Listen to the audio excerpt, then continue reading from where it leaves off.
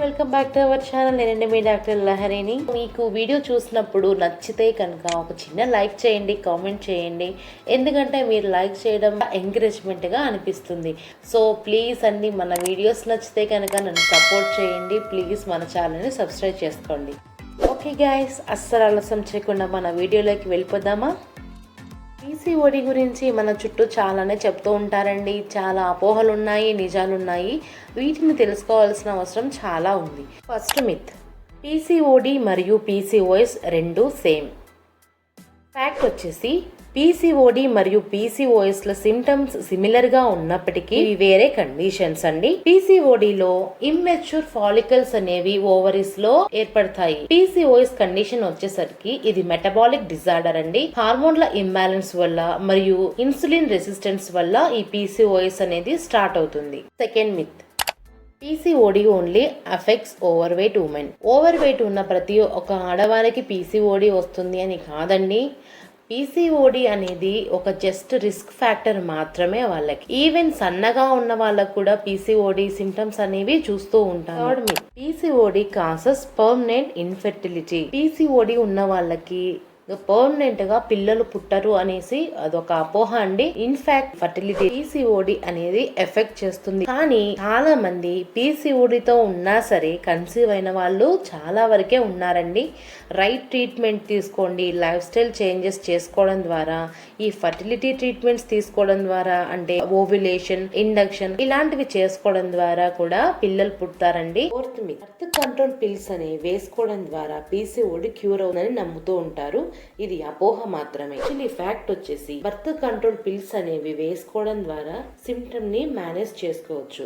Like irregular periods కానీ, acne కానీ, ఇలాంటి సిమ్టమ్స్ నుంచి మనకు రిలీఫ్ వస్తుంది. కానీ పీసీఓడి మాత్రం నయం కాదు.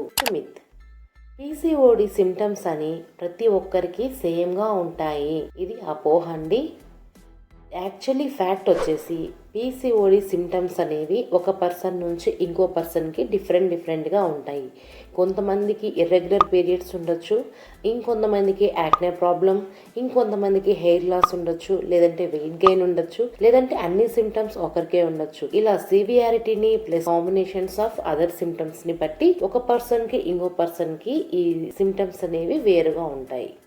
మిత్, పీసీఓడిని న్యాచురల్ రెమెడీస్ ద్వారా మాత్రమే క్యూర్ చేయొచ్చు. ఇది అపోహ అండి.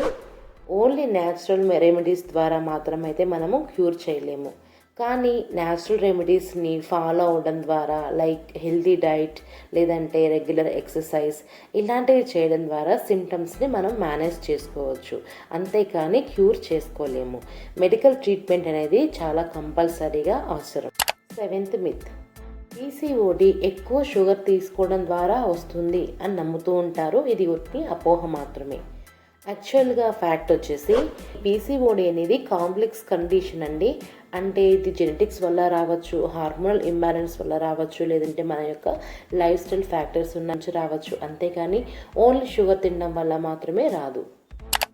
ఎయిత్ మిత్, పీసీఓడితో బాధపడుతున్న ప్రతి ఒక్క మహిళ ఓవరీస్ లో సిస్ట్లు ఫామ్ అవుతాయి. ఇది అపోహ మాత్రమే అండి. యాక్చువల్లీ ఫ్యాక్ట్ వచ్చేసి సిస్ట్లు ఓవరీస్ లో ఫామ్ అవడము ఇది కామన్ ఫీచర్ అయినప్పటికీ ప్రతి ఒక్క మహిళకి సిస్ట్ ఫామ్ అవ్వాలి అనేది ఏం లేదండి.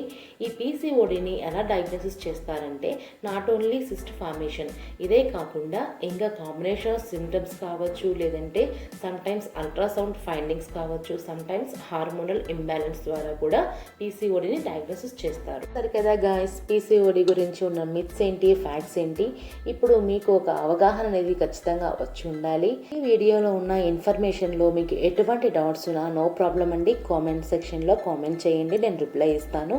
ఈ వీడియో మీకు ఖచ్చితంగా నచ్చింది అనుకుంటాను. నచ్చితే లైక్ చేయండి, అసలు మర్చిపోవద్దు. షేర్ చేయండి మీ ఫ్రెండ్స్కి, రిలేటివ్స్కి.